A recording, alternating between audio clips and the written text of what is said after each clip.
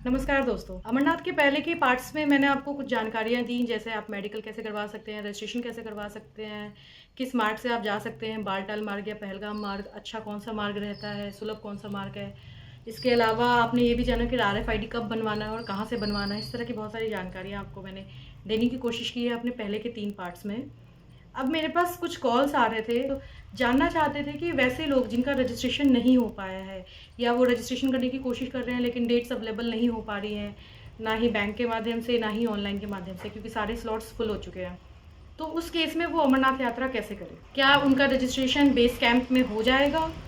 अगर जाएगा तो किस तरह की तैयारियां करनी होगी और क्या करना होगा, कब जाना होगा, इस तरह की कुछ जानकारी। तो आप दोबारा रजिस्ट्रेशन करवा सकते हैं या नहीं करवा सकते हैं, या फिर आपका रजिस्ट्रेशन अगर नहीं हुआ है तो क्या आप बेस कैंप से रजिस्ट्रेशन करवा सकते हैं या नहीं करवा सकते हैं, ये सभी जानकारी मैं अभी आपको यहाँ पे दूंगी। डिटेल में बताऊंगी अगर करवाना भी हुआ तो कैसे करवा सकते हैं। उन सब जानकारियों को जानने से पहले मेरे इस वीडियो को प्लीज़ लाइक कीजिए, सब्सक्राइब कीजिए, शेयर कीजिए और कॉमेंट करिए, अपने व्यूज़ बताइए, अपने पॉइंट ऑफ व्यूज़ रखिए, अपनी अपनी प्रॉब्लम्स भी रखिए। Don't forget to subscribe and comment on my channel. चलिए आगे की बात करते हैं। अगर आप लोगों का रजिस्ट्रेशन नहीं हो पाया है तो हाँ जी, इसमें कोई दो राय नहीं है कि आप बेस कैंप में जाके भी अपना रजिस्ट्रेशन करवा सकते हैं, लेकिन यहाँ पे आपको उस चीज़ के लिए बफर पीरियड रखना होगा अपने हाथ में 2 से 5 दिन का। क्योंकि जब आप किसी भी बेस कैंप में जाएंगे, चाहे आप पहलगाम बेस कैंप जाएं, चाहे आप श्रीनगर के पंथा चौक बेस कैंप जाएं, या आप भगवती नगर जम्मू के बेस कैंप में आए, हर जगहों पे आपके कंप्लीट प्रोसीजर को होने में 2 से 5 दिन का टाइम लगता है, क्योंकि वो स्लॉट्स की अवेलेबिलिटी देखते हैं। किस दिन कितने पिलग्रिमेज यात्रा पे निकले हैं उसकी अवेलेबिलिटी देखते हैं, क्योंकि थोड़ा सा यात्रा जो है ये यात्रा थोड़ी सेंसिटिव यात्रा होती है। जो जोन है जहाँ पे आपको ट्रैकिंग करनी है या जहाँ पे आप यात्रा के लिए जा रहे हैं वो थोड़ी सेंसिटिव जोन है। तो वहाँ पे सारी सुरक्षा की चीज़ों को देखते हुए बहुत ज़्यादा रश को, बहुत ज़्यादा भीड़ को नहीं बढ़ाने के कारण भी ये सारा प्रोसेस में टाइम लगता है।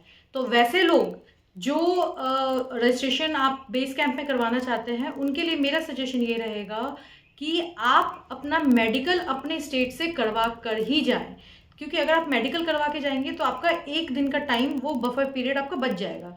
अब करना क्या होगा, अगर आप मेडिकल करवा के जाते हैं तो सबसे पहला जो बेस कैंप आता है वो होता है जम्मू का भगवती नगर बेस कैंप। ये एक ऐसा बेस कैंप है जो मैं आप लोगों को बताना चाहूँगी, जो बाकी के सारे बेस कैंप यानी कि श्रीनगर का पंथा चौक बेस कैंप, पहलगाम का बेस कैंप या फिर बालटाल का बेस कैंप, इन तीनों बेस कैंप के कंपैरिजनली जम्मू के भगवती नगर बेस कैंप में आपको 4 to 5 टाइम्स ज़्यादा रश मिलता है, क्योंकि ज़्यादातर पिलग्रिमेज कोशिश करते हैं भगवती नगर बेस कैंप से अपनी यात्रा की शुरुआत करने की।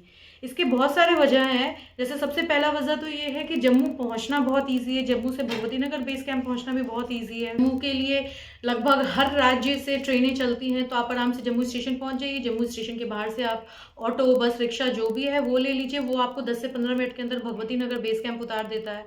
चार्जेस भी ज़्यादा नहीं पड़ते हैं। लेकिन अगर आप श्रीनगर से जाते हैं तो वो रास्ता काफ़ी लंबा हो जाता है, टायरिंग भी हो जाता है, खर्चीला भी हो जाता है, क्योंकि आप पहले श्रीनगर आइएगा। श्रीनगर आने के लिए आपको ऑब्वियसली आपके राज्य से डायरेक्ट कोई ट्रेन नहीं मिलेगी, आपको कोई ना कोई इंटरवल लेके ही ट्रेन लेनी पड़ेगी।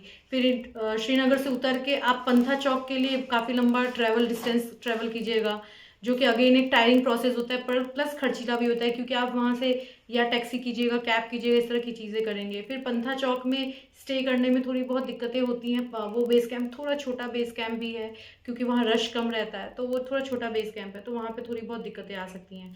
सेम दिक्कत आती है पहलगाम के लिए भी। अगर आप पहलगाम बेस कैंप भी जाते हैं तो आपको श्रीनगर उतरना होगा। श्रीनगर से आप बाकायदा टैक्सी लीजिएगा, बसेस लीजिएगा, जो एक अच्छा खासा 6 से 8 घंटे का रास्ता ट्रैवल करेगा एंड फिर आपको वो पहलगाम पहुंचाएगा। फिर वहाँ पे अगेन स्टे का थोड़ा, तो ये खर्चों को देखते हुए ज़्यादातर लोग 90% ऑफ द लोग चाहते हैं कि वो जम्मू के भगवती नगर बेस कैंप से ही निकले। तो अगर आप जम्मू के बेस कैंप से रजिस्ट्रेशन करवाना चाहते हैं, जिन लोगों का रजिस्ट्रेशन नहीं आया, वो उन लोगों के लिए मैं ये बता रही हूँ, या वे लोग जो एक ग्रुप में, जत्थे में अपने फैमिली के साथ यात्रा कर रहे हैं, लेकिन उन लोगों की डेट, उन लोगों की स्लॉट डेट जो है, यात्रा डेट अलग अलग मिल गई है। जैसे मान लीजिए कि मैं यात्रा कर रही हूँ अपनी पूरी फैमिली के साथ, मुझे यात्रा डेट मिल गई है 3 तारीख की, लेकिन मेरे मम्मी पापा की यात्रा डेट मिली है 7 तारीख की, 10 तारीख की।